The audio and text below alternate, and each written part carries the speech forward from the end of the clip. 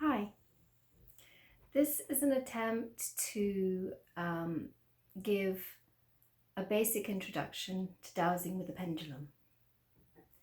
I've taught dowsing for many years, having been taught myself by some amazing dowsers in Mere in Somerset in England, Roy and Anne Proctor, incredible teachers. And because I was given such a grounded and comprehensive training, it gave me confidence and enabled me to integrate the art of dowsing, or the tool of dowsing, into my healing practice. And it can be used for many purposes, but this video is a bit like a 101 of pendulum dowsing. So the video may not be very good. I'm using my phone and I'm not very experienced in making videos, but I just want to get this out there. This is for my daughter and also for several people who have asked me. Okay, so first of all, when you begin to dowse, you need to think about what kind of work you're going to do, and that will determine what kind of tool you need. So your pendulum is your tool, really. So there are only two tools, your pendulum and your body. So for most purposes, a pendulum should not be too long, because it needs to have a reasonable connection with the body, so that you can, as the pendulum begins to move in response to your body's muscular response, that it's not too slow. The time between you asking a question and getting a response is not too long. So the shorter the pendulum, the less time it takes to respond to the ideomotor response in your body, which is similar to, well, it's the same response that you will experience in kinesiology. So it's a very similar thing. So I have here a shorter pendulum, shorter response time. That's about as short as you could go. If it's too short, then you don't get enough movement to be able to get the right responses. This is the pendulum that I normally use, and it's I guess you can see it's not too long. It also should be not too heavy, but should have a certain amount of weight to just give a sense of a pull downwards. And the reason I like the round pendulum for my work is because it moves easily in circular motions, and it's not so heavy that its weight causes like a delay in the response also. So this one's Perspex. When you begin dowsing, it's probably better not to have a crystal pendulum, because crystals have their own unique properties. And so to begin with, you really don't want anything else, any other factors involved in the process. Later on, when you become really proficient as a dowser, you can use any kind of pendulum, and you will be able to tell what is the properties of the crystal influencing the answer to the question, or if there is any. But initially you just want something really inert. So, I mean, to begin with, you could even use a key on a piece of string or something like that, or a pendant, as long as it didn't have too many pieces to it. Okay, so looking for a pendulum, actually, once you start dowsing, is a fun thing to do, to, you know, go around and look at what's there. And once you have the skill under your belt, then you can really play around with different types of pendulums. And actually, I made my own many times when I lost mine or couldn't find the right one. So if you have a really nice bead, you can make a pendulum really easily. So maybe I'll make another video on making a pendulum, because they're so easy and people are always looking for them. I work part-time in a a whole food store that has lots of beautiful things, beautiful natural things as well. And people are always coming in and asking us for pendulums. So if you want to make some pendulums, I'm sure that they'll sell really well. Okay, so first thing we need to do is think about body position. So you need to be extremely comfortable, not tight clothing. You need to be able to move. And you need to have a chair that allows you to sit upright with your feet flat on the floor, with your knees slightly apart. Because of the nature of this, I'm not using a camera or being filmed. I'm having to just keep my phone in the same direction. So I'm just going to tell you the position of my legs and feet. I can't show you. So about a foot apart, whatever's comfortable, and connected to the ground, and your knees just a little bit apart, so that it's a comfortable position, that you can hold that position for a while. And later on I'm going to make a video with a sort of the next step, which would be working with the pendulum and asking questions using charts to determine the responses. But initially today I'm not going to have a table in front of me, because I'm just going to show you the absolute basics of dowsing. So in this first video, this will give you everything that you need in order to ground the tool, the process of pendulum dowsing, into your body. And it really is a process of your body just accepts the pattern after a while, and that hand-eye-mind coordination happens really naturally. And once you have that, then you can expand your use of the tool. But initially it's good to just, maybe for the first week or so, I've discovered in all the years of teaching people, the first week or so, just each day, just do a little bit, not too much. If you do too much, sometimes it can cause your mind to get involved, and then that stops that muscular response to a stimulus from being so immediate. So, okay, so you take your pendulum, or whatever it is you're using as a pendulum. It's good to have a sense of your central line. So we don't always have that. So if you're sitting upright and your knees are apart and your feet are on the ground, and you're sitting as upright as you can with your shoulders back a little bit, but don't be uncomfortable. Hold your pendulum up and hold it still. Now, for the purposes of this video, I am going to give you the responses, which is the yes, the no, the clearing response, which is like a universal clearing response showing that something is taking place on some level. And then there's a neutral. So really what we're going to do is program these responses, these 4 responses, into your body.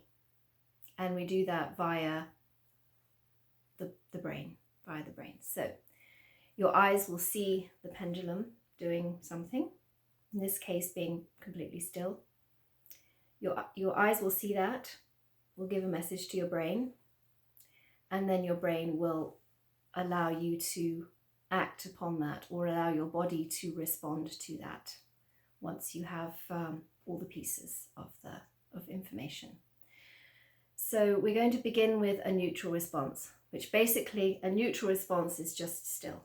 It's just nothing. When you have a neutral response, it's in between responses, but it's also a very important place to feel, because each of the different responses feels different in your body.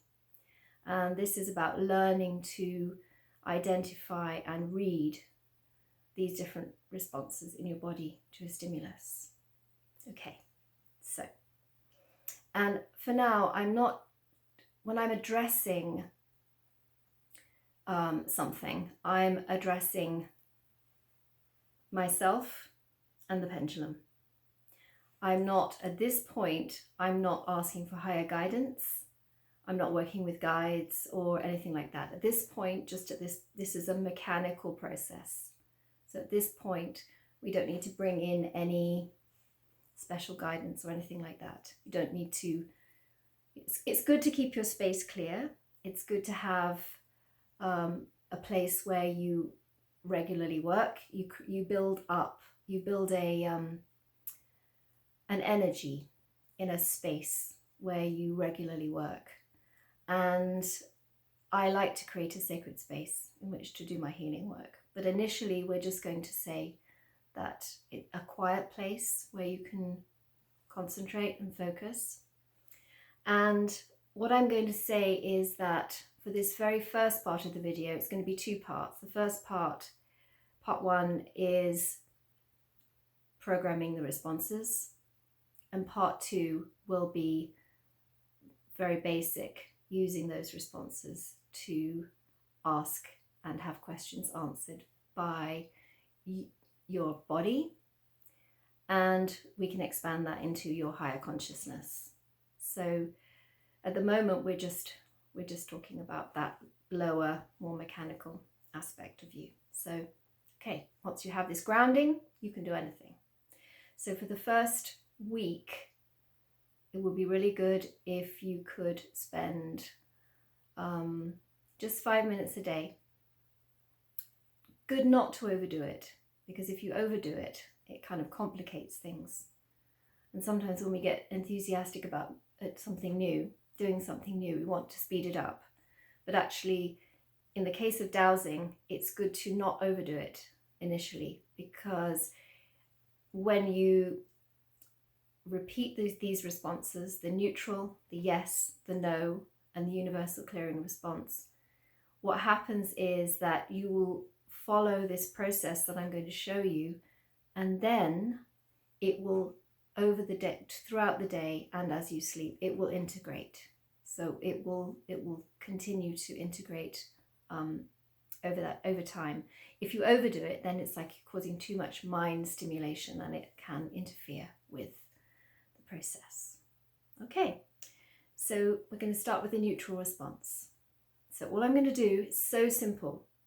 I'm just going to hold the pendulum, and it's also good to think about arm position, because it's a bit like when you're learning to do Chinese painting and you're grinding your ink. It's a very meditative thing. I remember doing this and realizing that if you have your arm too tucked in to your body, it interferes with movement. If you have your arm too far out, it's a little bit vague and all over the place. So just a very gentle, fairly graceful sort of rounding of the arm, and holding the pendulum in front of you, not too high, not too low. I'm holding it a little bit higher than I normally would, because I'm doing this for the purposes of the video. So hold your pendulum. We're going to start with a neutral response, and I'm going to say this same, it almost sounds like a mantra, but it's not. I'm going to say it 3 times. I'm going to say, give me a neutral response. Give me a neutral response. Give me a neutral response.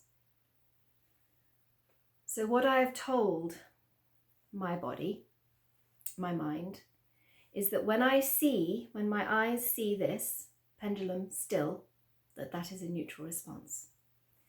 And if you noticed, every time I said, give me a neutral response, I looked at the pendulum. So give me a neutral response.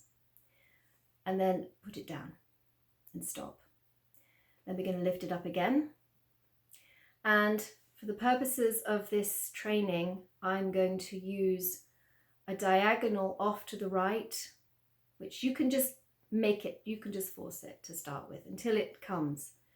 I'm going to use that as my yes. Now, later on, you can change this if you wish, depending on what system you're using for dowsing. I'm going to use, because I want you to be able to see a terrific difference between the different responses, I'm going to use very, very different directions, because I think then you can't, there's no doubt that this is the response you're getting when you receive it. So this is what I use for training purposes. So the second one, off to the right, push it off to the right, towards the right corner of your room or whatever. Just let it swing and just look at that for a moment and see how that feels. How does that feel in your body? So away from you, pointing towards, so on a diagonal. Okay, now I'll stop it, and each time you stop it. So now I'm going to use this as my yes response. So I'm going to look at the pendulum and I'm going to say, give me a yes response. Give me a yes response. Give me a yes response. Let it swing for a minute and then stop it. Okay, so initially you may be swinging it yourself, and you'll get to feel the difference very quickly. After just a few days, you'll notice that when you say give me a yes response, that your pendulum will begin to move in that direction, the diagonal off to the right. Okay, so now we're going to use a no response. We're going to program in a no response. So the no response that I use for training purposes, because it's so completely different to the yes response, is an anti-clockwise circular motion. Okay, so you can just begin that, start it yourself, and you see it will gain some momentum quite quickly. Okay, so I'm going to program in the no. Okay, give me a no response. I'm going to stop it this time. Give me a no response. Let it swing and then stop it. Otherwise the momentum will just keep it swinging and you'll wonder if it's your ideomotor response or it's just the momentum. Okay. Give me a no response. The anti-clockwise and the clockwise motions do get going quite easily. So that's why it's good to have two very different responses for the yes and the no, because when it switches, if I show you, when it switches from give me a yes, give me a no, it's very, very different movement. Whereas if you say give me a yes and you use clockwise as a yes and anti-clockwise as a no, it takes a long time for that to change, and in that time that it takes to change, there can be a doubt that comes in that it makes it not quite as precise, for me anyway, but that will be up to you once you've learned how to use a pendulum. Okay, so we've had the yes, the no, and the neutral response. And because I do use my pendulum for healing work, when I ask a question and there is, say for example, something comes up with a patient or a client where they want to release something, it's good to have an indication via the pendulum when something is taking place, clearing is happening. So I have decided that I will use the clockwise clockwise circular motion, because it's another simple one, and I just decided to choose that one as it's very different to the yes and the no. So okay, I'm gonna call it a clearing response. You can call it whatever you like. Okay, so start from neutral. Always start from neutral. Okay, give me a clearing response. Stop it. Give me a clearing response.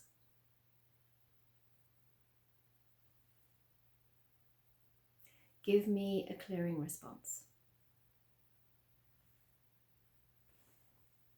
Okay, so that's that. And what I suggest this is what really worked for me and what has worked for my students over the years, and has enabled them to integrate those responses very quickly into their body, their awareness, their practice, is to do that for about 5, maximum 10 minutes every day for a week. So for 7 days. They do say it takes 21 days to create a habit, but I think in this case, because it's very specific, and it is, the ideomotor response is something that we have always. We always respond in that way to certain things, to certain stimuli, but we've just lost the ability to feel it, to realize that we have it, or to, because it's very subtle. So I think obviously the more you use dowsing, the more proficient you become. But initially a week is enough to have a tool that you can use to ask basic simple questions. So I'm going to finish this video in a minute, just with this basic first part that I would use with my students on the first day, and then they would go away and use that for a few days and then come back, and then we would start working with charts to ask basic questions, or just asking basic questions. So I hope that this has been clear, and it's very important for it to be very simple to begin with, so hopefully it doesn't seem too simplistic, but it really is worth it, because then you have the rest of your life to use this as a tool, and it has been invaluable in my life and a lot of other people that I know too. So thanks for watching, and if you have any questions, then you can, or comments, you can leave them below, and I'll try to answer. And I'll do the next video in the next couple of days to follow this one. Okay, thank you. Bye.